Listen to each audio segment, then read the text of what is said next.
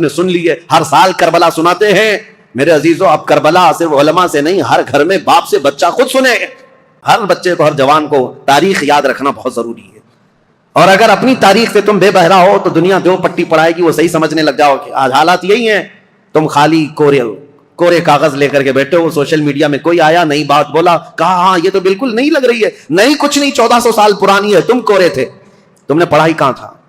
اس لیے تاریخ کی سچائیاں اگر تمہیں یاد نہ ہو تو اگلا دور جو آنے والا ہے اور بھی بہت ڈینجر ہے، بہت سخت ہے. آپ کو پتا ہے یہ ظالمانہ حکومتیں جو ہمارے سر پر آج منڈلا رہی ہیں، یہ دجالی نظام جو پیدا ہو چکا ہے، یہاں سب چیزوں پر اٹیک ہے، سب چیزوں پر اٹیک ہے.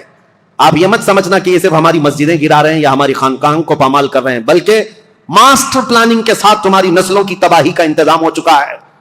ماسٹر پلاننگ کے اعتبار سے ایسے کہ یہاں پر باضابطہ ایجوکیشن منسٹر اسی کو بنایا جاتا ہے جو سخت قسم کا تعصب پسند ہو، تمہاری تاریخ کو توڑ مروڑ کر کے تمہارے اسکول کے سلیبس میں ایسی چیزیں ڈال دیں کہ بچہ کچے دماغ میں پڑھتے پڑھتے یہی سمجھ جائے.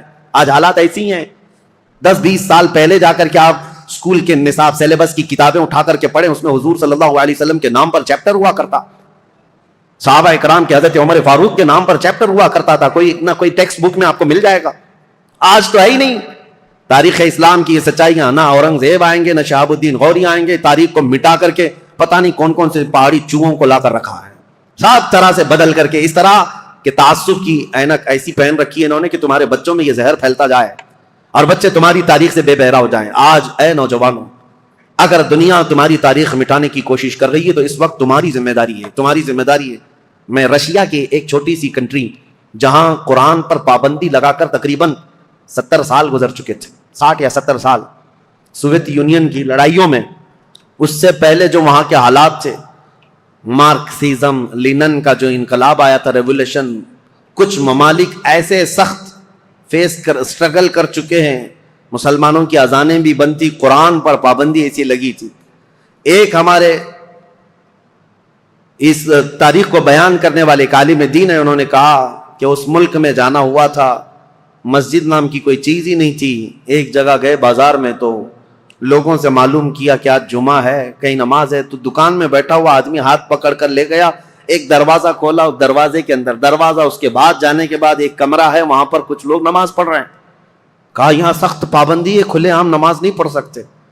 نماز پڑھنے کے بعد علاقے کے لوگوں سے، اس عالم دین ہندوستانی تھے، مل کر کے انہوں نے کہا مسلمانوں پر اتنی سخت پابندیاں ہیں لیکن ہیں مسلمان اب تک، نماز تو پڑھ رہے ہیں تم لوگ چھپ کر ہی صحیح. انہوں نے کہا نماز ہی نہیں. ایک بچے کو انہوں نے سامنے کیا، ایک بچہ تھا تقریباً وہ 12 یا 13 سال کا، کہا یہ قرآن پڑھ سکتا ہے؟ تو وہ ہنسنے لگے، کہا قرآن پڑھ نہیں سکتا بلکہ یہ پورا حافظ قرآن ہے. یہ عالم دین کہتے ہیں میں اس کو جگہ جگہ سے قرآن پوچھتا رہا اور وہ قرآن زبانی سناتا رہا. ایسی جگہ پر جہاں اذان پر پابندی ہو، جہاں قرآن رکھ نہیں سکتے، ایک بچہ حافظ قرآن ہے. انہوں نے پوچھا کہ بیٹا یہ حفظ قرآن ایک باضابطہ مدرسہ لگتا ہے ہمارے ہاں، باضابطہ انوائرمنٹ چاہیے، پھر جا کر کوئی حافظ قرآن بنتا ہے، تم ایسی جگہ پر کیسے بنے؟ وہ کہتا ہے بس میں اپنی دادی سے سن سن کر حافظ قرآن بناؤں، میری دادی حافظ قرآن ہے. میں یہ مثال صرف اس لیے دینا چاہتا ہوں، اسلام پر چاہے جیسے ہی سخت حالات آ جائیں، اسلامی سپاہیوں نے اپنے بچوں میں اسلام نسل کرنے کا جب بیڑا اٹھا لیا ہے، دنیا کی عظیم طاقتیں بھی اسلام کو کچھ نہ کر سکی. آج وہ ذمہ داری تمہیں اٹھانے کی ضرورت ہے. تم یہ مت دیکھو کہ کہاں کیا بدلا جا رہا ہے سوشل میڈیا پر اور یا اسکولوں کے نصاب میں، سلیبس میں اور فلموں میں، جو ہمیں فلما کر کے دکھایا جا رہا ہے. لوگ احتجاج کر کر کے بول رہے ہیں نا کہ اسلام پر ٹارگٹ ہے، 1000 کرنے دو انہیں. یا آج سول کوڈ کی بات لے کر کے مسلمانوں کے قوانین بدلنے، یہ سب حالات آئیں گے، سخت ترین حالات آئیں گے. ظالموں کو تو اپنا ظلم دکھانا ہی ہے، لیکن اے غیور نوجوانوں تمہاری ذمہ داری ہے، تم اپنے کندھوں پر یہ بیڑا اٹھا لو. ہم دنیا کے درپردہ یا دنیا کے بھروسے پر اپنے بچوں کو نہیں رکھیں گے، ہم اپنے تاریخ کی سچائیاں اپنے بچوں میں منتقل کرتے جائیں گے. یہ گڈی گڑیا کی کہانیاں سنانا چھوڑ دو، اپنے بچوں کو لو، رات میں بیٹھ کر میرے آقا کی اور صحابہ اکرام کے ایمان افروز واقعات سناؤ. اتنے واقعات آپ نے سن لیے، ہر سال کربلا سناتے ہیں، میرے عزیزوں اب کربلا صرف علماء سے نہیں، ہر گھر میں باپ سے بچہ خود سنے کون حسین ابن علی ہیں. یہ کربلا کی داستانیں گھر گھر میں ہو، پھر ہمیں کچھ فرق نہیں پڑتا کہ ظالم طاقتیں کیا کیا منصوبے بنا رہی ہیں. مولا علی کرم اللہ وجہہ الکریم کی اب تاریخ میں بیان کرنے جا رہا ہوں. یہ فضائل تھے، یہ مناقب تھے، ان کے کمالات تھے. ان کے کمالات کے لیے اتنا کافی ہے کہ وہ رسول اللہ صلی اللہ علیہ وسلم کے بھائی ہیں، دنیا میں بھی اور آخرت میں بھی. ان کی فضیلت کے لیے اتنا کافی ہے کہ رسول اللہ صلی اللہ تعالی علیہ وسلم نے ان کے لیے یہ فرمایا کہ تم میرے لیے ویسی ہی ہو جیسا موسیٰ علیہ السلام کے لیے ہارون علیہ السلام تھے، بس فرق اتنا ہے کہ میرے بعد کوئی نبی نہیں ہوگا. ان کی فضیلت کے لیے اتنا کافی ہے کہ سیدہ کائنات فاطمۃ الزہرا ان کے نکاح میں ہیں، اور جنتی جوانوں کے سردار حسن و حسین ان کے بیٹے ہیں. ولایت کا سر چشمہ حضرت علی تک پہنچتا ہے. اب خلافت کا جو دور ہے یہ ظاہر سی بات ہے کمپلیکیٹڈ چیز. حکومت، سیادت، امارت، خلافت یہ آسان چیز نہیں ہے. میرے عزیزو ہر زمانے میں، ہر دور میں یہ عہدہ ہمیشہ اختلافی ہوتا ہی رہا ہے. لیکن صحابہ کے دلوں میں حضور صلی اللہ تعالی علیہ وسلم نے خالص اللہ کی محبت رکھی تھی. وہ دنیا پرست نہیں تھے اور دنیا کے اسباب کی طرف یا مادوں کی طرف وہ دل دادا نہیں تھے. اللہ کا خوف رکھتے تھے، اس لیے زیادہ معاملات نہیں آئے. پھر بھی جیسے کہ کل میں نے بتایا حضرت عثمان کے 12 سالہ خلافت کے دور میں آخر دور ایسا آیا جو فتنوں سے بھرا ہوا تھا. عبداللہ بن سبا نام کا ایک یہودی جس نے یہ بیج بویا اور ایک جماعت پیدا کر دی، اور مسلمانوں میں انتشار اور فرقہ پیدا ہونا شروع ہو گیا. اور سبب کہاں، یہ فتنہ کہاں تک پہنچا؟ حضرت عثمان غنی کا قتل ہو گیا مدینے میں. یہ پہلا قتل ہے جو مسلمانوں کے ہاتھ ہوا ہے، حضرت عثمان غنی کا قتل. حضرت عمر کو بھی شہید کیا گیا، لیکن وہ تو ایک آگ کا پجاری تھا، ابو لولو فیروز مجوسی. لیکن حضرت عثمان کا جو قتل ہوا ہے وہ آپسی انتشار کی وجہ سے ہوا. تفصیل میں نے بتایا. جگہ جگہ انقلاب نام سے کچھ جماعتیں کھڑی ہوتی تھیں. ان کو یہ چاہیے تھا ریولیوشن، اور ان کو جدت، نیا پن چاہیے تھا. حضرت عثمان کا خلافت کا زمانہ 12 سال ہو رہا تھا، اور یہ وقت یہاں تک آ پہنچا کہ مدینے میں پہنچ کر کے ان سبائیوں نے، مصر کے رہنے والے بلوائیوں نے حضرت عثمان کا قتل کر دیا. یہ قتل صحابہ کے لیے بہت بڑا صدمہ تھا. جتنے بڑے صحابہ تھے اس قتل کے خلاف تھے. خود حضرت علی کرم اللہ وجہ الکریم اس کی سخت مذمت کرتے رہے اور کہتے رہے کہ رسول اللہ صلی اللہ علیہ وسلم کے حرم مدینہ کو جس نے حلال کر دیا خون سے حضرت عثمان کے، وہ دنیا کا بدترین شخص ہے. اور حضرت علی کے فرامین ہے کہ میں سمجھتا ہوں قتل عثمان سب سے بدترین فتنہ ہے. اب حالات ہو گئے، ان کے قتل کے بعد جنازہ ہو گیا، تدفین ہو گئی، جنت البقیع میں آپ دفن ہوئے. اب خلافت کا مسئلہ آیا کہ اب کون خلیفہ بنے گا. جیسے حضرت ابو بکر کی خلافت، کیسے تمام مسلمانوں نے اتفاق رائے سے آپ کو خلیفہ چن لیا تھا، اور حضرت عمر کو حضرت ابو بکر نے جاتے وقت خود ہی اعلان کر دیا تھا، اس لیے اختلاف نہیں ہوا، صحابہ نے ان کو چن لیا تھا. اور حضرت عثمان کی خلافت کیسے ہوئی تھی؟ 6 صحابہ جمع ہوئے تھے. کل جیسے میں نے بتایا مجلس شورا اس کو کہتے ہیں، جس میں حضرت سعد بن ابی وقاص، عبد الرحمن بن عوف، حضرت زبیر، حضرت طلحہ اور حضرت علی، حضرت عثمان، یہ 6 لوگ تھے. حضرت عمر نے جاتے جاتے ان کو منتخب کیا تھا، یہ 6 لوگ جس کو منتخب کریں گے وہ خلیفہ ہوگا. ان 6 میں سے 2 تو پہلے ہی ہٹ گئے کہ ہم کو خلافت کا کوئی ارادہ نہیں ہے، اور باقی جو 2 تھے انہوں نے اپنی خلافت دوسرے کو سپرد کر دی. جیسے حضرت زبیر نے حضرت علی کو دے دیا، حضرت طلحہ نے حضرت عثمان کو. بچے 2 ہی تھے، حضرت علی اور حضرت عثمان، جو خلافت کے دعوے دار. لیکن حضرت عبد الرحمن بن عوف نے دونوں سے وعدہ لے لیا تھا، ہم جس کی بیعت کریں گے ایک دوسرا اس کی پیروی کرے گا، اطاعت کرے گا. تو جب حضرت عثمان کی بیعت ہو گئی تو حضرت علی نے بھی بیعت کیا. اب یہ پوری روایت مسند ابی یعلا میں، تاریخ ابن عساکر میں، خود حضرت علی کرم اللہ وجہ الکریم سے منقول یہ روایت میں آپ کے سامنے رکھتا ہوں. جب حضرت علی کے ساتھ ایک معاملہ پیش آیا تھا، وہ بھی میں ابھی تاریخ میں بتاتا ہوں. 2 جنگیں ہوئی ہیں جو تاریخ کی بدترین قسم کی، یعنی جس میں مسلمانوں کا بہت بڑا نقصان ہوا ہے۔ ان جنگوں کے متعلق ذکر کرنا مسلمانوں میں یہ ضروری نہیں ہے، لیکن ابھی دور ایسا آ گیا ہے کہ چوہے بہت آ گئے ہیں اور تمہارے وائر کاٹنے پر لگے ہوئے ہیں، اسی لیے ہمیں حقیقت تھوڑی بیان کرنی پڑی۔ جنگ جمل، جنگ صفین کے متعلق ایک خلفشار مچا کر رکھا ہے کچھ لوگوں نے، اس لیے حقیقت کیا ہے وہ بتاؤں گا۔ اس وقت جب بصرہ میں گئے تھے حضرت علی، ایک مشہور تابعی ہیں اور ایک صحابی ہیں حضرت احنف بن قیس، انہوں نے پوچھا تھا حضرت علی سے، اے علی آج آپ اپنے گھوڑے پر سوار ہو کر بصرہ تک آ گئے ہیں، آپ یہ بتائیں رسول پاک صلی اللہ تعالی علیہ وسلم نے کیا آپ کو اس کا حکم دیا تھا، یا آپ یہاں تک کس لیے آئے؟ تب حضرت علی نے تفصیلاً ایک حدیث پر جو حضرت علی سے مروی ہے بیان کیا، کہا لوگوں سنو، میری قرابت رسول اللہ سے کیا ہے وہ بتانے کی چندہ ضرورت نہیں، میری رشتہ داری کیا ہے، لیکن جب رسول کریم صلی اللہ تعالی علیہ وسلم کی وفات ہوئی تو ہمیں ڈر یہ تھا کہ اختلاف پیدا ہو جائے گا مسلمانوں میں، لیکن اللہ کریم ایسا کرم کیا کہ حضرت ابو بکر صدیق کو مہاجرین اور انصار سب نے بالاتفاق خلیفہ مان لیا۔ حضرت علی کہتے میں بھی اس میں تھا، میں نے بھی حضرت ابو بکر کی خلافت کو تسلیم کیا، اور صرف اتنا نہیں کہ نہ چاہتے ہوئے، بلکہ حضرت علی کہتے وہ اس کے اہل تھے اور اس کے حقدار تھے، ان سے افضل ہم میں کوئی نہیں تھا، میں نے ان کی خلافت کو تسلیم کیا۔ اور جب انہوں نے جنگوں میں شرکت کا کہا، میں نے جنگوں میں شرکت کی، جتنا انہوں نے مجھے حصہ دیا میں اس میں سے حصہ لیتا رہا، لیکن جب حضرت ابو بکر صدیق کا انتقال ہوا تو حضرت علی کہتے ہیں میرے دل میں یہ خیال تھا، لیکن حضرت ابو بکر نے جانے سے پہلے ہی ایک وصیت کر دی تھی مسلمانوں کو حضرت عمر کے نام پر کہ عمر بن خطاب کو میں صحیح سمجھتا ہوں، تم لوگ اپنا اس کو منتخب کر لو۔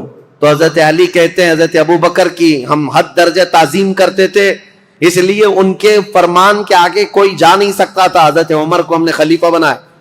حضرت علی کہتے ہیں میں نے حضرت عمر کے 10 سالہ زمانے میں جتنی جنگیں انہوں نے مجھے جہاں جہاں بھیجا میں نے شرکت کی، جو مال غنیمت ملتا تھا ان کی طرف سے میں نے سب لیا، اور ہر چیز میں ان کے شانہ بشانہ رہا۔ پھر جب حضرت عمر کا انتقال ہوا تو وہ کہتے ہیں کہ وہ مجلس شورا بنا کر گئے تھے 6 لوگوں کی، اس میں میں بھی تھا، اور اس میں 6 لوگوں میں جب انتخاب کرنے کی بات آئی تو 2 ہٹ گئے اور 2 نے ہمارے حوالے کر دیا، لاسٹ میں 2 بچ گئے، علی اور عثمان رضی اللہ تعالیٰ عنہما۔ حضرت علی کہتے ہیں چونکہ عبد الرحمن بن عوف نے مجھ سے یہ وعدہ لیا تھا، وہ 6 میں سے ایک صحابی عبد الرحمن بن عوف بھی ہیں، انہوں نے حضرت علی سے وعدہ لیا تھا اے علی اگر آپ کے علاوہ میں کسی اور کے ہاتھ میں بیعت کروں تو کیا آپ اس کے خلاف جائیں گے؟ حضرت علی کہتے ہیں ہرگز نہیں جاؤں گا، آپ جس کی بیعت کو قبول کریں گے میں بھی اس کی بیعت کو قبول کروں گا۔ حضرت علی کہتے ہیں جب عبد الرحمن بن عوف نے مجھ سے یہ وعدہ لیا تھا اور وعدے کے بعد انہوں نے حضرت عثمان کے ہاتھ میں بیعت کر لی تو میں اپنے وعدے کے خلاف نہیں جا سکتا، میں نے بھی حضرت عثمان کے ہاتھ میں بیعت کر لی۔ یہ حضرت علی کی خود بیان کردہ روایت میں آپ کے سامنے رکھ رہا ہوں۔ اور پھر 12 سال گزر گئے حضرت عثمان کے۔ حضرت علی کہتے ہیں پھر حالات ایسے سنگین ہو گئے کہ حضرت عثمان کا قتل ہو گیا، جو بالکل میرے وہم و گمان میں نہ تھا کہ قتل تک ہو جائے گا۔ معاملات بدل رہے تھے، فتنہ پھیل چکا تھا، لیکن اتنے سنگین حالات بن گئے کہ ان کا قتل ہو گیا، جس سے ہم ہرگز راضی نہیں۔ اب اس کے بعد بات آتی ہے خلیفہ چننے کی۔ حضرت زبیر، حضرت طلحہ، یہ 2 ایسے صحابہ ہیں جو عشرہ مبشرہ میں سے رسول اللہ صلی اللہ علیہ وسلم نے جن کو دنیا میں جنت کی بشارت دی، ان میں 2 یہ ہیں۔ یہ صحابہ بڑے صحابہ کہلاتے تھے، مدینے میں جتنے تھے سب آئے، سب آ کر حضرت علی کے پاس کہنے لگے آپ اپنی بیعت کا اعلان کر دیں اور آپ خلیفہ ہیں۔ حضرت علی نے کہا مجھے اس کی خواہش نہیں، میں خلیفہ کی بجائے وزیر بننا پسند کروں گا، تم میں سے جو چاہے خلیفہ بن جاؤ، کیونکہ حالات ایسے تھے اس وقت حضرت علی کو خلیفہ بنایا جا رہا ہے جب انتشار بہت پھیل چکا تھا، امن کا دور نہیں تھا، جگہ جگہ جماعتیں کھڑی ہو گئی تھیں، صبائی فتنہ، کوفہ میں الگ، بصرہ میں الگ، عراق میں الگ اور شام میں الگ اور مدینہ مکہ والے الگ۔ یہ حالات پر حضرت علی کو خلیفہ بنایا جا رہا ہے۔ حضرت علی نے منع کیا، اس کے بعد پھر لوگوں نے اصرار کیا آپ سے بہتر ہماری جماعت میں کوئی نہیں۔ حضرت علی کہتے ہیں جب انہوں نے اصرار کیا تو میں نے اللہ اس کے رسول کے احکام کی شرط پر اور خلفائے ثلاثہ جو گزر چکے ان کی اتباع، ان کی پیروی پر سب کی بیعت لینا شروع کیا. حضرت علی جب بیعت لینے لگے، یہ تقریباً 35 ہجری کا واقعہ ہے. حضور صلی اللہ تعالیٰ علیہ وسلم کی وفات کو 25 سال گزر چکے تھے. یہ 35ویں ہجری میں حضرت علی رضی اللہ تعالیٰ عنہ خلافت پر متمکن ہوئے مدینہ طیبہ میں. اب خلافت کا پہلا دور ہے، یعنی ابھی پہلا دن ہے. آپ بہترین خطیب تھے. حضرت علی کرم اللہ وجہ الکریم خطبہ بہت اعلیٰ دیا کرتے.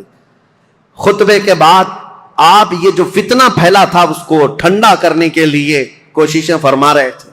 لیکن اسی اثنا میں ہوا کیا، حضرت علی رضی اللہ تعالیٰ عنہ نے چند دنوں کے بعد بہت سخت قسم کے فیصلے لیے. اس سے معاملات اور سخت ہو گئے. کیا؟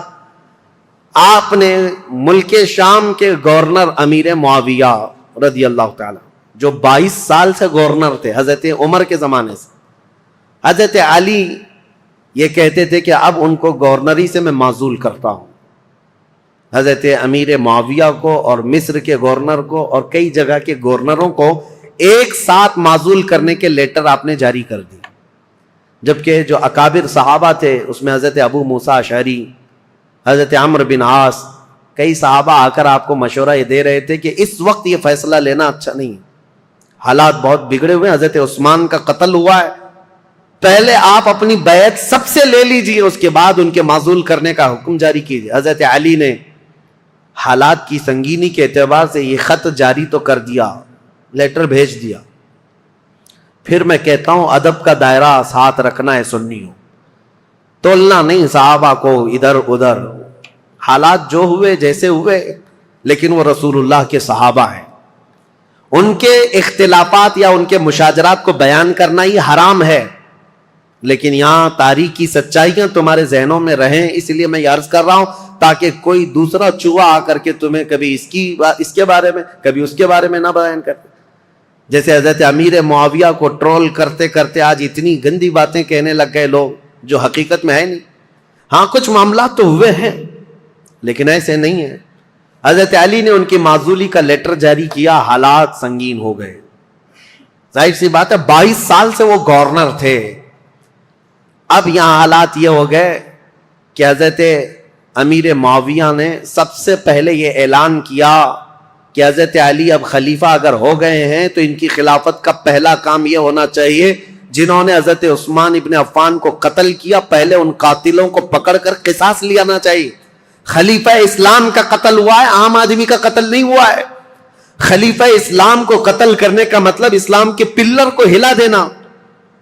حضرت امیر معاویہ شد و مت سے بہت زور شور سے یہ مطالبہ شروع کر دی، اور مطالبے میں بھی اتنا کہ حضرت امیر معاویہ نے مدینے ایک قاصد کو بھیجا اور حالات معلوم کر کے حضرت عثمان کا وہ جبہ منگوایا جس میں ان کی شہادت ہوئی تھی.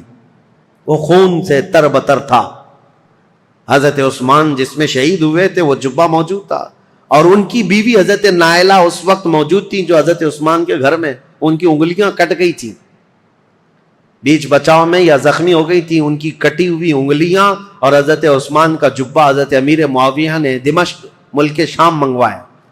اب یہ جب چیزیں آئیں تو حضرت امیر معاویہ نے منبر پر رکھ کر کے لوگوں سے کہا خلیفہ اسلام کا بے دردی کے ساتھ قتل ہوا ہے، جبکہ جو وجوہات بتائی جا رہی ہیں وہ بہت چھوٹی ہیں. حضرت عثمان نے غلطی کیا کی تھی، ان کا جرم کیا تھا جس کی وجہ سے یہ قتل ہوئے. اور یہ جبہ جیسی ہی ملک شام میں پہنچا ہنگامہ برپا ہو گیا. تقریباً 60,000 لوگ کھڑے ہو گئے یہ مطالبہ کرنے کے لیے کہ خلیفہ اسلام عثمان بن عفان کے قتل کا قصاص لینا ضروری ہے. جن لوگوں نے قتل کیا ہے خلیفہ اسلام کو، ان کا مطالبہ کرنا اپنی جگہ پر تھا.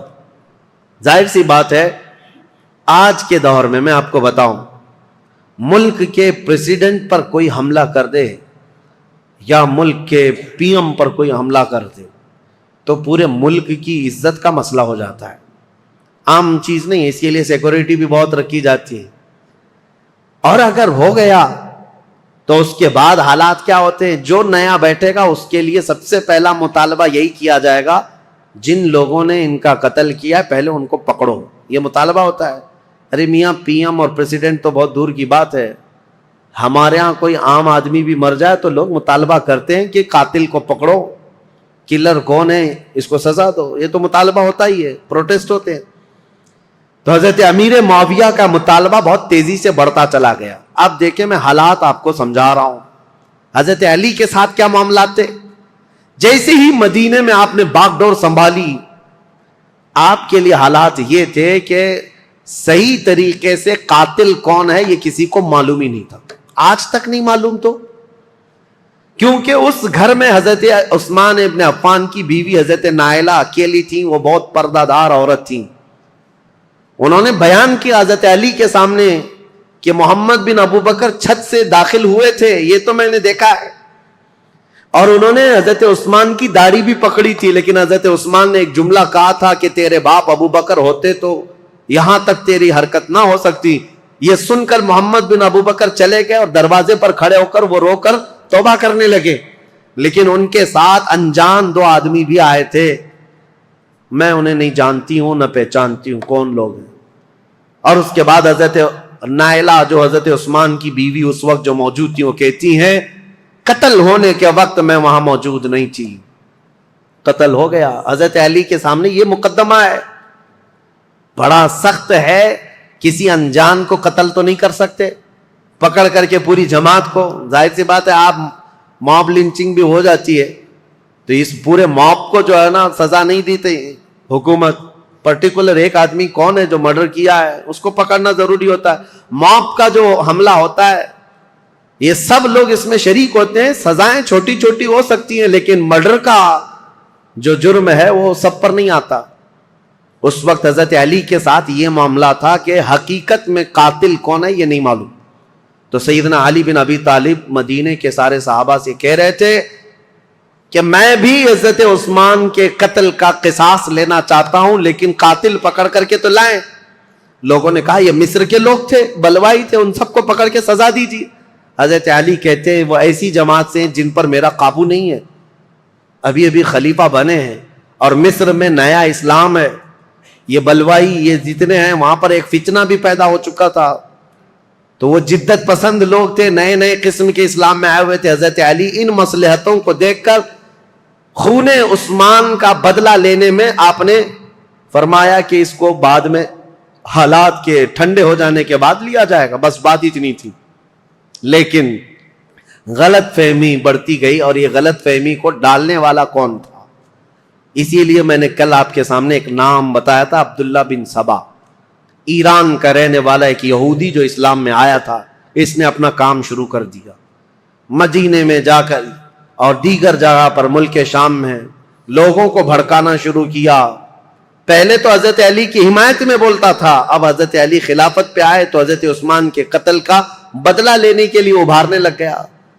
اب ہوا یہ کہ حضرت عائشہ صدیقہ رضی اللہ تعالیٰ عنہ, ان کا بھی کردار ہے تاریخ میں, ام المومنین ہے, زبان نہ کھولنا ان کے لیے بھی گستاخی کے لیے, ایمان برباد ہو جائے گا. ام المومنین رسول اللہ صلی اللہ علیہ وسلم کی محبوبہ ہیں, زوجہ ہیں.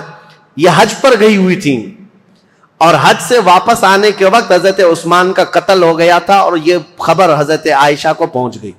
حضرت عائشہ کا مقام تھا صحابہ میں سب میں بھی, کیونکہ ام المومنین نے سب لوگ احترام کرتے تھے.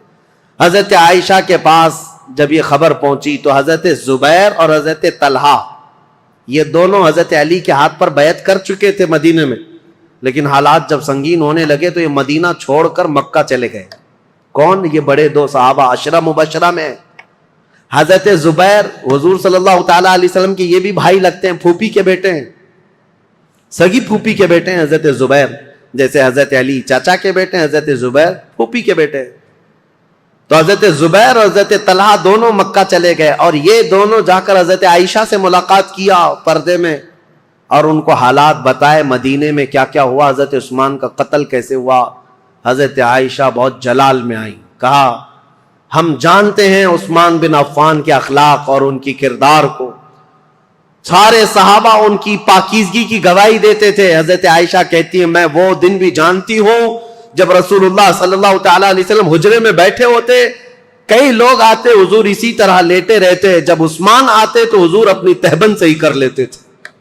حضرت عائشہ کہتی ہیں میں گواہ ہوں، اور میں پوچھتی یا رسول اللہ عثمان کے آنے پر اپنی تہبند آپ پیر سے نیچے تک کرتے ہیں اور اٹھ کر بیٹھتے ہیں، کیوں ایسا؟ حضرت عثمان کے متعلق حضور نے فرمایا اے عائشہ کیا میں اس سے حیا نہ کروں جس سے اللہ کے فرشتے حیا کرتے ہیں؟ اللہ کے فرشتے جس سے حیا کرتے ہیں۔ میرے عزیز، حضرت عائشہ نے جب یہ کہا اور وہ جلال میں آئیں، واپس مکہ لوٹ کر آئیں، کہا جب مدینے کے حالات اتنے خراب ہو گئے تو اب کیا کرنا چاہیے؟ مکہ والوں کو جمع کر کے حضرت عائشہ نے ایک خطبہ دیا، اور اس خطبے میں آپ نے یہی فرمایا کہ عثمان بن عفان خلیفہ اسلام تھے، خلیفہ برحق تھے، ان کا قتل پورے اسلام کے لیے کلنک ہے، اس کا بدلہ تو لینا ہوگا، قصاص ضروری ہے، ورنہ اسلام پر یہ دھبا ہمیشہ کے لیے رہ جائے گا۔ حضرت عائشہ کی تقریر پر جوش آیا لوگوں میں، اور پھر مکہ والے بھی جمع ہو گئے۔ مکہ والوں نے سب آ کر کے حضرت عائشہ سے کہا کہ یہ بدلہ لینے کا طریقہ کیا ہے؟ حضرت علی خلیفہ ہو گئے اور انہوں نے سب سے بیعت لی ہے، لیکن طریقہ کیا ہے؟ حضرت عائشہ اب اس بارے میں مشورہ کر رہی تھی، ہاں طریقہ کیا ہے اس پر بھی تو سوچنا چاہیے کہ خون عثمان کا بدلہ لینا ہے، لیکن وہ قوم مصر کے رہنے والی ہے اور مصر میں ہماری پہنچ نہیں، کیسے؟ تو اس میں جب صحابہ کی میٹنگیں ہونے لگی مکہ میں، تو اب میں آپ کو بتاؤں یہاں سے ایک نئی جنگ کی ابتدا ہو گئی۔ حضرت عائشہ اپنی اونٹنی پر سوار ہو کر، پہلے لوگوں نے کہا کہ ملک شام چلتے ہیں، امیر معاویہ نے بھی خون کے بدلے کا اعلان کیا، یا پھر مدینے چلتے ہیں، لیکن ان دونوں رائے کو آپ نے، حضرت عائشہ صدیقہ نے چھوڑ دیا اور بصرہ کی طرف آپ روانہ ہو گئیں۔ بصرہ عراق کا ایک شہر ہے۔ اس بیچ میں کئی ایسے محتاط صحابہ ہیں جو اس جنگ میں شامل نہیں ہوئے۔ حضرت عائشہ جب جانے لگیں، کیونکہ میٹنگیں اتنی ہو گئی تھیں، اور جب لوگ یہ کہنے لگے کہ یہ بدلہ لینا تو خلیفہ وقت کا کام ہے، تو حضرت علی اس وقت بدلہ قصاص لینے پر تیار نہیں تھے، یا یہ فرما رہے تھے کہ ابھی اس قوم سے ہمارا پالا نہیں ہے، یا اس قوم پر ہمارا قابو نہیں ہے، ہم بعد میں بدلہ لیں گے۔ لیکن یہ مطالبہ شدت اختیار کر گیا۔ اب حضرت علی کو مدینے میں بھی آ کر خبر پہنچ گئی کہ حضرت عائشہ لوگوں میں جمع ہو گئی، اور انہوں نے خون عثمان کا قصاص لینے کا اعلان کر دیا۔ اور حضرت علی کو یہ بھی خبر مل گئی کہ امیر معاویہ کو جو ہم نے خط لکھا تھا، حضرت امیر معاویہ نے بدلے میں خط بھیجا جو بالکل خالی تھا، کچھ بھی لکھا ہوا نہیں تھا۔ حضرت علی سمجھ گئے معاملات سنگین ہے، یعنی امیر معاویہ نے وہاں سے اعلان یہ کر دیا ہے کہ پہلے خون عثمان کا بدلہ لیا جائے گا، بعد میں حضرت علی کی بیعت اور خلافت کا معاملہ ہوگا۔ اب یہ بظاہر ٹکراؤ والی صورت ہے، ایک طرف سے مطالبہ ہے شدت سے بدلہ لینے کا، اور ایک طرف حضرت علی مصلحت کو دیکھ رہے تھے، حکمت کو دیکھ رہے تھے۔ اس وقت حضرت علی کہتے ہیں اس خانہ جنگی کو، جس کو کہتے ہیں گرہ یدھ، اپنے اندر چلنے والی جنگ کو اگر خاتمہ نہ کیا جائے تو اس کا بہت بڑا نقصان اٹھانا پڑے گا اور ہمارا شیرازہ منتشر ہو جائے گا۔ حضرت علی مدینے میں لوگوں کو جمع کرتے ہیں، چلو ہم اس معاملے کو ٹھنڈا کریں گے۔ جب سب لوگ جمع ہوئے حضرت علی کے ساتھ، حضرت علی اب کوفہ کی طرف روانہ ہو گئے۔ حضرت علی کے ساتھ اس وقت 10,000 لوگ تھے۔ میرے عزیزو، جب 10,000 لوگ ادھر ہیں، حضرت عائشہ کے ساتھ شروع میں 3,000 تھے، پھر راستے میں کئی لوگ شامل ہوئے، وہاں پر بھی 10,000 کی تعداد۔ اب 10,000 کی تعداد جب ہوئی تو اس میں سارے مخلصین نہیں تھے، کئی فتین بھی شامل تھے، ادھر بھی ادھر بھی، سبائی فتنے کے لوگ ادھر بھی تھے ادھر بھی تھے۔ اب حضرت علی رضی اللہ تعالیٰ عنہ یہاں سے نکلے ہیں اور مسلمانوں میں یہ بات پھیل گئی کہ 2 جماعتوں میں جنگ ہونے جا رہی ہے، ایک طرف حضرت عائشہ ہیں، ایک طرف حضرت علی۔ یہاں تک کہ روایت میں موجود ہے جب حضرت عائشہ اپنی اونٹنی پر بیٹھ کر کے مکہ سے نکل رہی تھی تو اس دن کو یوم الخیب کہا گیا ہے، یعنی یوم گریہ۔ سارے مکہ والوں نے اس دن اتنا روئے تھے، سارے مکہ والے، جتنا وہ کہتے ہیں ہم نے کبھی رویا نہیں، کہ ان کو شدت سے غم تھا کہ آج نوبت یہاں کو پہنچی کہ مسلمانوں کی 2 بڑی جماعتیں ٹکرانے جا رہی ہیں، ایک طرف ام المومنین عائشہ صدیقہ، ایک طرف مولا کائنات علی بن ابی طالب۔ ابھی امیر معاویہ کا معاملہ ہی نہیں آیا۔ حضرت عائشہ چل کر کے گئیں، بصرہ پہنچ گئیں۔ اس میں حضرت زبیر بھی ہیں، حضرت طلحہ بھی ہیں، 2 بڑے صحابہ ہیں، 10 مبشرہ۔ ادھر حضرت علی کے ساتھ جو 10,000 صحابہ ہیں، اس میں حضرت عمار بن یاسر، مقداد بن اسود، بلال حبشی، کئی صحابہ حضرت علی رضی اللہ تعالیٰ عنہ کے ساتھ، حضرت سلمان فارسی، یہ لوگ ہیں، نکلے ہیں۔ جنگ کی نیت تو نہیں تھی، معاملات کو دیکھا جائے گا اور سامنے بیٹھ کر کے کچھ کیا جائے۔ اب حضرت علی کوفہ گئے تو وہاں حضرت ابو موسیٰ اشعری تھے، یہ بھی بڑے صحابی ہیں جنہوں نے بعد میں چل کر صلح کرائی۔ یہ کوفہ والوں میں بیان کر کر کے لوگوں کو یہ کہہ رہے تھے کہ اے لوگوں، اپنا ایمان بچانا، آخرت بچانی ہے، تلواریں اپنے نیام میں رکھو، کوئی اپنے گھر سے نہ نکلے، کوئی ان جنگوں میں شرکت نہ کرے۔ حضرت ابو موسیٰ اشعری تو لوگوں کو منع کر رہے تھے۔ پھر حضرت علی کوفہ پہنچ گئے۔ یہ کوفہ پہنچنے کی وہی تاریخ ہے کہ جب حضرت علی کوفہ پہنچے تو پھر اس کے بعد مدینے دوبارہ تشریف نہیں لائے۔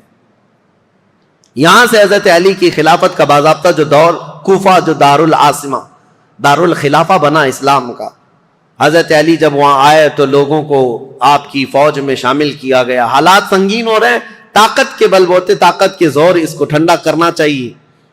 اب اس میں محتاط صحابہ جو تھے ان کی بھی رائے میں بتاتا ہوں۔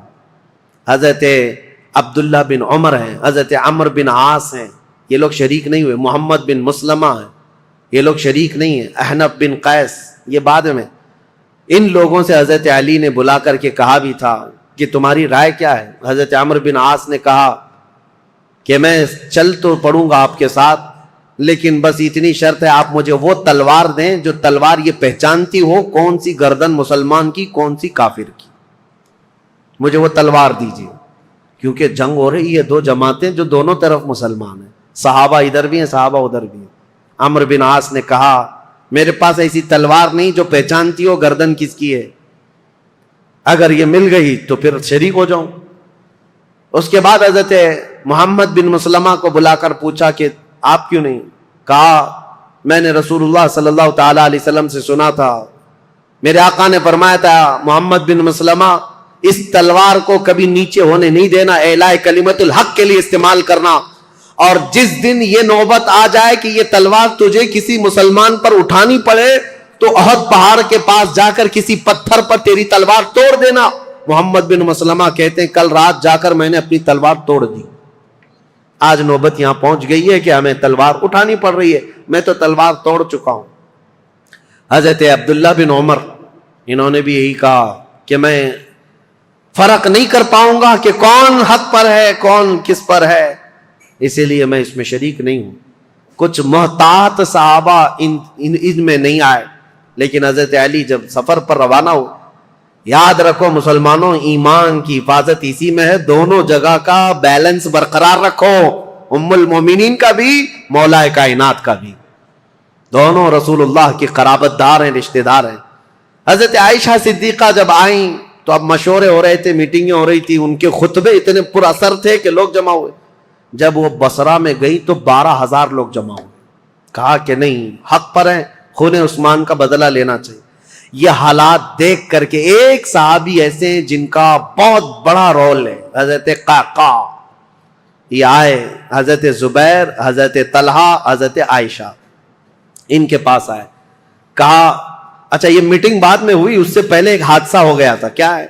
بصرہ میں جیسی حضرت عائشہ پہنچی تو بصرہ کے جو گورنر تھے وہاں پر، تو جو گورنر تھے وہ حضرت علی کی طرف سے تھے، عثمان بن حنیف، انہوں نے کیا کیا کہ راستہ روکنا ہے ان کا، یہ تو لڑنے کے لیے آئے، تو انہوں نے فوراً ہی جنگ شروع کر دی، جبکہ حضرت علی کے آنے کا انتظار کرنا تھا۔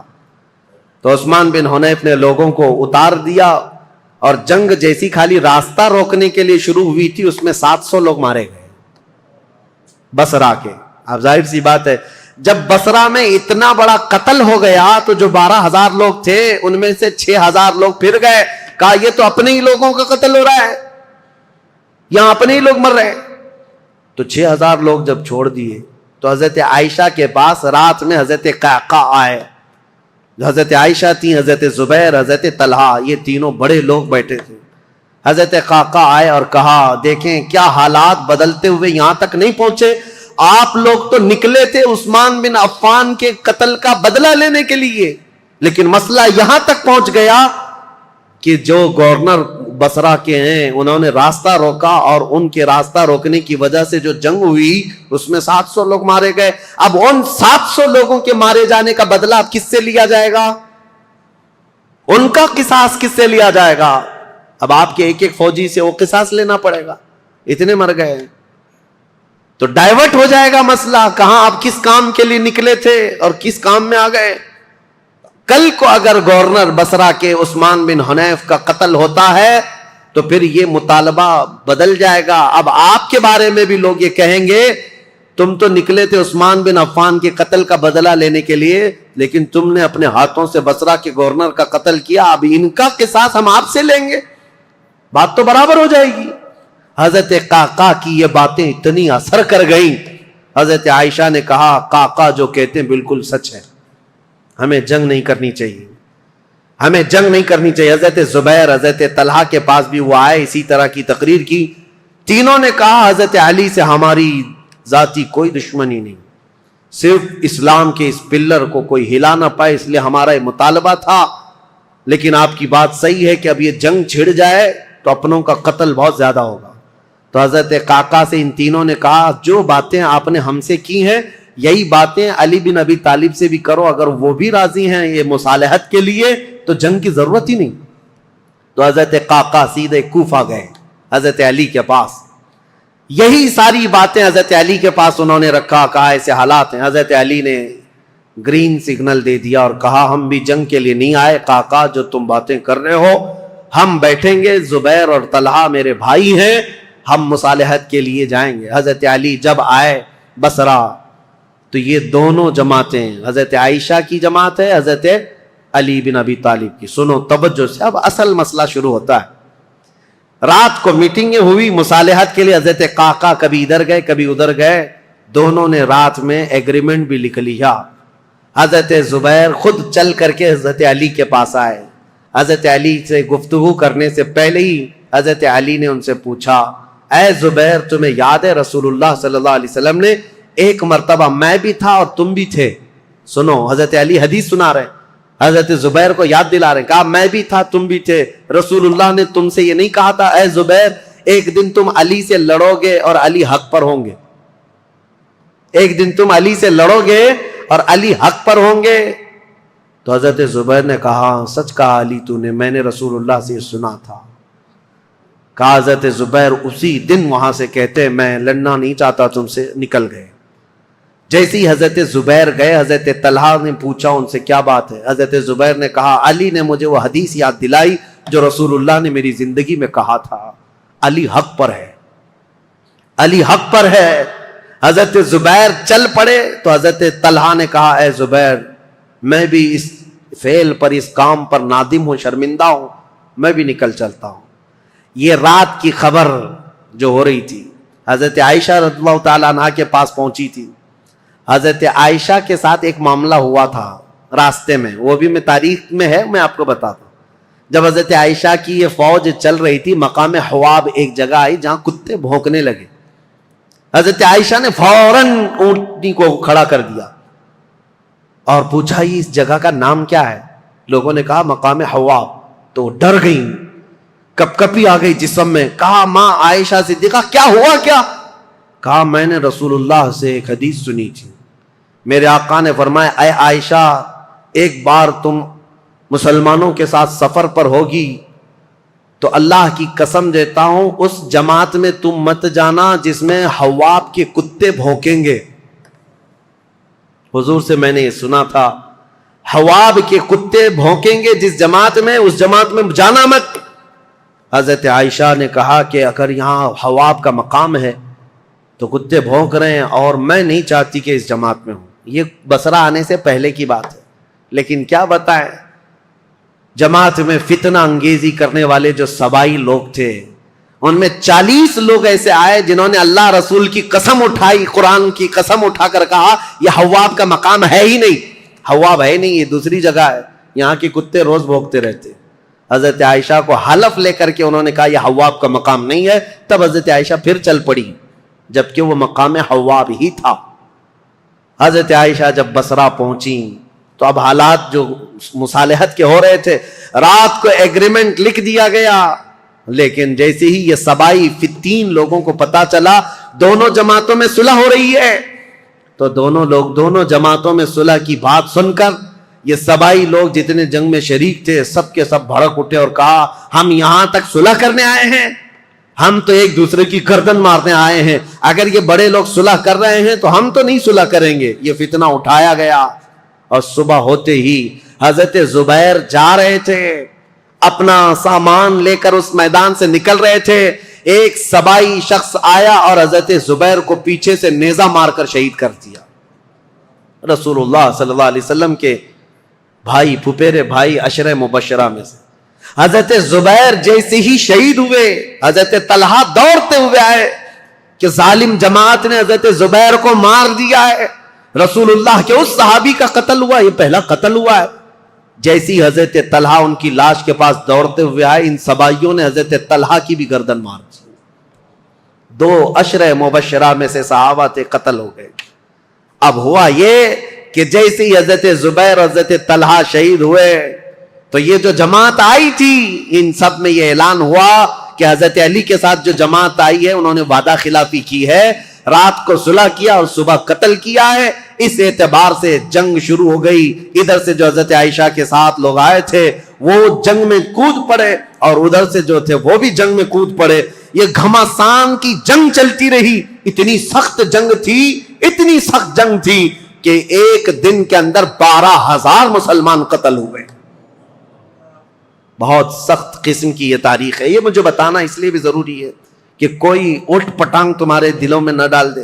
ہوا کیا تھا حقیقت یہ میں بتا رہا ہوں، لیکن حضرت عائشہ رضی اللہ تعالیٰ عنہ اب بات کرنا چاہ رہی ہیں حضرت علی سے، اور حضرت علی عائشہ سے بات کرنا چاہ رہے ہیں۔ بیچ میں راستہ ایسا جنگ کا گھمسان چھڑا ہوا ہے کہ نہ ایک دوسرے سے بات کرنے کا موقع مل رہا ہے۔ یہاں تک کہ حضرت عائشہ کا اونٹ جس پر وہ بیٹھی ہوئی تھی، اس کا نام ہی جنگ جمل ہے، جمل عربی میں اونٹ کو کہتے ہیں، نام ہی جنگ کا جمل رکھ دیا گیا کیونکہ اونٹ پر ایک جھوپڑی لگائی جاتی تھی کجاوا، اس میں حضرت عائشہ بیٹھی ہوئی تھی۔ اس اونٹ پر اتنے حملے کر دیے تھے، اتنے حملے کر دیے ادھر کی جماعت والوں نے کہ حضرت عائشہ کی حفاظت کے لیے جو ادھر موجود تھے وہ عزت قبیلے کے لوگ ان میں صرف اونٹ کی حفاظت کے لیے 700 لوگ قتل ہو گئے تھے۔ ایک گرتا تھا، دوسرا پکڑتا تھا، دوسرا گرتا تھا، تیسرا پکڑتا تھا، لیکن ان جان بازوں نے اونٹ کو گرنے نہیں دیا۔ حضرت علی رضی اللہ تعالیٰ عنہ نے پھر حکمت کے ساتھ فرمایا کہ یہ جنگ ختم ہوگی اس وقت جب یہ اونٹ بیٹھے گا، تو اپنی ایک معتمد جماعت کو جو اہل حق تھے ان کو بھیجا کہ جاؤ تم کسی نہ کسی طرح سے اونٹ کو نیچے پیروں کی طرف سے کچھ زخمی کر دو یا کسی طرح اونٹ بیٹھ جائے۔ وہ گئی ایک جماعت حضرت علی کی طرف سے، جنگ کے لیے نہیں، انہوں نے کسی نہ کسی طرح اونٹ کو بٹھا دیا۔ جیسے اونٹ بیٹھ گیا ام المومنین نیچے آئیں۔ اگر حضرت عائشہ صدیقہ کے ساتھ کچھ بھی ہو جاتا امت میں بہت بڑا فتنہ ہوتا۔ رسول اللہ کی زوجہ کے ساتھ اگر کسی نے ہاتھ بھی لگایا ہوتا اس وقت بڑا مسئلہ ہوتا۔ حضرت علی کے لیے کتنا بڑا چیلنج تھا یہ، ان کی خلافت کے دور کا سب سے بڑا چیلنج ہے۔ ایک طرف ام المومنین کی عزت کو بچانا ہے کیونکہ پورے مومنین کا وقار ہے، رسول اللہ کا گھر ہے، تو حضرت علی نے گرنے نہیں دیا۔ اور اس کے بعد حضرت علی رضی اللہ تعالیٰ عنہ نے پیغام بھیجا حضرت عائشہ کو کسی نہ کسی طرح سے اس کجاوے سے نکال کر لایا۔ جیسے ہی نکال کر کے لایا گیا ام المومنین رو رہی تھی۔ حضرت علی کرم اللہ وجہہ الکریم وہاں گئے تو ان کی آنکھوں میں بے اختیار آنسو تھے، پھوٹ کر رو رہے تھے کیونکہ جانتے تھے ایک ہی گھر کے ہیں۔ حضرت علی رضی اللہ تعالیٰ عنہ سے سب سے پہلے حضرت عائشہ کھڑی ہوئی، کہا اے علی بن ابی طالب، صرف ایک غلط فہمی کی وجہ سے یہاں تک معاملہ پہنچ گیا۔ حضرت علی نے کہا ماں عائشہ صدیقہ آپ سچ کہتی ہیں کہ ایک غلط فہمی نے یہاں تک پہنچا دیا۔ دونوں کے وہی جملے تھے، حضرت عائشہ کہتی ہے میں ہرگز نہیں چاہتی تھی کہ خون مسلم بہہ جائے، کسی مسلمان کا قتل ہو جائے، لیکن اتنا بڑا معاملہ پیش آیا۔ دونوں یہ عظیم صحابہ، وہ زوجہ ہیں، یہ صحابی ہیں، داماد ہیں، رونے لگے، اس معاملے پر بہت گریہ وزاری کی۔ اس کے بعد مولا کائنات علی بن ابی طالب بیٹھے ہوئے تھے، ایک شخص آیا حضرت زبیر کے قتل کا پیغام لے کر آیا. کہا حضرت زبیر کو نیزہ مار کر شہید کیا گیا ہے. حضرت علی نے کہا سنو رسول اللہ صلی اللہ علیہ وسلم کی حدیث میں اس کو سنا دوں جس نے حضرت زبیر کو قتل کیا. میں گواہ ہوں رسول اللہ نے اپنی زندگی میں فرمایا تھا اے علی دیکھنا ایک دن آئے گا میرے اس زبیر کو کچھ لوگ بے گناہ قتل کر دیں گے اور علی تو اسے بشارت دے دینا کہ وہ شخص اپنی تلوار سمیت ہمیشہ کے لیے دوزخ میں جائے گا. حضرت علی نے کہا بشارت ہو تجھ کو ابن صفیہ کا قتل کرنے والے, کیونکہ حضرت زبیر کی ماں کا نام صفیہ تھا جو رسول اللہ کی پھوپھی ہیں, ان کے قتل کرنے والے کو حضرت علی نے جہنم کی بشارت دی. اور ادھر حضرت علی کی رضی اللہ تعالیٰ عنہ کی جماعت میں جو صحابہ تھے ان میں بھی بہت سارے قتل ہوئے. لیکن میرے عزیزو یہ غلط فہمی شیطان کی طرف سے ڈالی ہوئی سبائی فتنہ کتنا ڈینجر ہے آپ کو میں بتاؤں. اسی لیے کفار و مشرکین سے لڑنا آسان ہے لیکن جماعت میں موجود غداروں سے اور منافقین سے لڑنا بہت بڑا چیلنج ہے, بہت بڑا چیلنج ہے. اسی لیے ہمیشہ سترک رہو, ہمیشہ محتاط رہو کہ تم اس دین پر قائم رہو جس پر اللہ اور اللہ کے رسول نے اپنے صحابہ کو چھوڑا ہے. اس کے علاوہ کوئی دوسرا راستہ امن والا ہے نہیں. یہ جنگ جمل ہے, اس کے بعد دونوں کے درمیان مصالحت ہو گئی اور پھر حضرت علی رضی اللہ تعالیٰ عنہ کوفہ واپس چلے گئے. حضرت عائشہ صدیقہ رضی اللہ تعالیٰ عنہ واپس مکہ مکرمہ آئیں. یہاں تک کہ میں آپ کو بتاؤں حضرت عائشہ جب نکلی تھی تو حضور کی ساری بیویاں, حضور کی ساری ازواج حضرت عائشہ کے ساتھ جا رہی تھی, لیکن جب حضرت عائشہ بصرہ جانے لگی تو حضور کی ساری ازواج وہاں سے نکل پڑی, کوئی ساتھ نہ آئی. اب اس معاملے کو میں آپ کے سامنے رکھتا ہوں میرے عزیزو, اے سنیو. پہلی بات تو یہ ہے ہم میں سے کوئی اس لائق نہیں کہ ان دو جماعتوں میں کسی ایک کو کے لیے فیصلہ کر سکے. کیا آپ میں سے کسی کی اہلیت ہے؟ کوئی اس لائق ہے کہ کبھی حضرت علی کے بارے میں فیصلہ دے یا حضرت عائشہ کے بارے میں فیصلہ دے جب تمہیں پتا ہے میری حیثیت ہے ہی نہیں. ارے ماں باپ لڑ جائیں تو بچے کی یہ حیثیت نہیں ہوتی کہ وہ ماں باپ میں فیصلہ کرے. وہ تو امت کے ان کبار لوگوں کی بات ہے جو رسول اللہ کی شرف صحابیت حاصل کیے ہوئے ہیں. پہلی بات اپنی زبان کو لگام دینا. یہ ہوا تھا تو یہاں ایسا نہیں ہونا تھا, وہاں ایسا نہیں ہونا تھا. یہ کوئی گھر کا حادثہ نہیں ہے, کسی گلی محلے کا حادثہ نہیں ہے. یہ دو جماعتیں صحابہ کی, دونوں جماعتیں جن کے متعلق قرآن کی آیتیں ہیں رضی اللہ عنہم ورضوا عنہ, اللہ ان سے راضی ہوا اور وہ اللہ سے راضی ہیں. وَكُلًّا وَعَدَ اللَّهُ الْحُسْنَى 27 پارے کی آیت ہے. اللہ نے فرمایا ان سب سے اللہ نے جنت کا وعدہ فرمایا, جنت کا وعدہ فرمایا. غلط فہمی سے ہونے والی یہ جنگ اگرچہ کئی مسلمانوں کا قتل ہوا لیکن اس پر اللہ کریم کی بارگاہ میں فیصلہ ہوگا اور رب العالمین احکم الحاکمین یوم قیامت یہ فیصلہ فرمائے گا. اور اسی لیے اے لوگوں اپنی زبانیں دراز کر کے خود فیصلہ دے کر کہیں تم اپنے ایمان کو خراب مت کر لینا, کہیں اپنی آخرت کو خراب مت کر لینا. اب آئندہ سے میں آپ کو بتاؤں جنگ جمل اور اسی طرح کی حضرت امیر معاویہ کے ساتھ ایک جنگ ہو گئی, جنگ صفین. اس کو تذکرے کی ضرورت نہیں لیکن حقیقت میں وہاں پر بھی یہی غلط فہمی ہوئی تھی. حضرت امیر معاویہ چونکہ اعلان کر چکے تھے خون عثمان کا بدلہ لینا ہے, وہ بھی ملک شام سے آئے اور ایک جگہ پر حضرت علی رضی اللہ تعالیٰ عنہ کی فوج اور ان سے ٹکراؤ ہوا, اس میں بھی جنگ ہوئی لیکن دو صحابہ کو حکم بنایا گیا, ایک حضرت عمر بن عاص اور ایک حضرت ابو موسیٰ اشعری.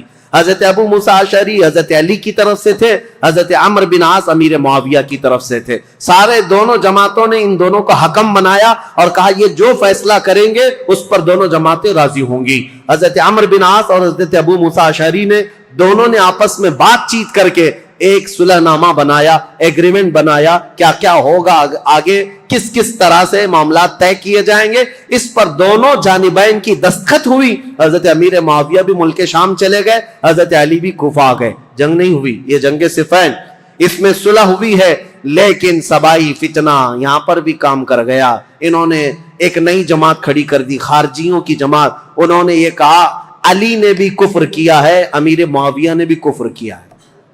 دونوں کے بارے میں کہا, کیوں؟ کہا دونوں نے حکم بنایا, اپنا فیصل بنایا اور حکم صرف اللہ ہے, حکم صرف اللہ ہے. لا حکم الا للہ آیت پڑھتے تھے اور کہتے تھے قرآن میں تو ہے اللہ ہی حکم ہے, اللہ کے علاوہ کوئی حکم نہیں. حضرت علی نے اس کے متعلق یہ فرمایا تھا کلمۃ حق ارید بها الباطل، کلمہ تو حق ہے جو کہہ رہے ہیں لیکن اس سے معنی باطل مراد لے رہے ہیں. جیسے آج بھی بہت ساری جماعتیں ہیں آیتوں کو کس پر فٹ کر دیتے ہیں، مشرکین پر اتری ہوئی، مشرکین کے لیے اتری ہوئی آیتیں وہ مومنین پر فٹ کر دیتے ہیں. خارجی ایک جماعت تیار ہوئی جو حضرت امیر معاویہ کی بھی دشمن، حضرت علی کی بھی دشمن. ان لوگوں نے یہ فتنہ اٹھایا کہ یہ دونوں جماعتیں کافر ہو گئی، ہم اپنی جماعت لے کر الگ ہوتے ہیں. اور یہ جماعت ایک پھر نہیں بنی شیعہ حضرات کے بعد ایک خارجی جماعت. اور یہ جب کافر خود ہو گئے، ظاہر سی بات ہے رسول اللہ کے 2 صحابہ کو کافر کہنا خود کافر ہونا ہے. یہ جماعت نکلی، حضرت علی نے ان سے بھی مقابلہ کیا مقام نہروان میں. اور جتنے خارجی تھے یہ اتنے سخت ہو گئے تھے کہ جو بھی مسلمان گزرتا تھا اس کا پورا مال لوٹتے تھے اور اس کو جلا دیتے تھے. حضرت علی کی دشمنی میں مسلمانوں کے دشمن ہو گئے. تو پھر حضرت علی نے ان کے ساتھ مقابلہ کیا اور وہ جتنے خارجی ہوئے تھے ان کو قتل کیا. چند خارجی بچ کر کے وہاں سے نکل کر بھاگے اور انہوں نے اپنی الگ الگ جماعتیں بنائی. اب شدت بدلہ لینے کی شدت انتقام اتنا گھر کر گیا خارجیوں میں کہ 3 خارجی لوگ ایسے ہوئے میٹنگ کیا اور انہوں نے کہا دیکھو یہ روز روز کی جنگوں سے پریشان ہیں، یہ 3 بڑے لوگ جو ہیں علی بن ابی طالب، عمرو بن عاص، امیر معاویہ، ان تینوں کو قتل کر دیتے معاملہ ہی ختم ہو جائے گا. نعوذ باللہ. یہ 3 کاموں کے لیے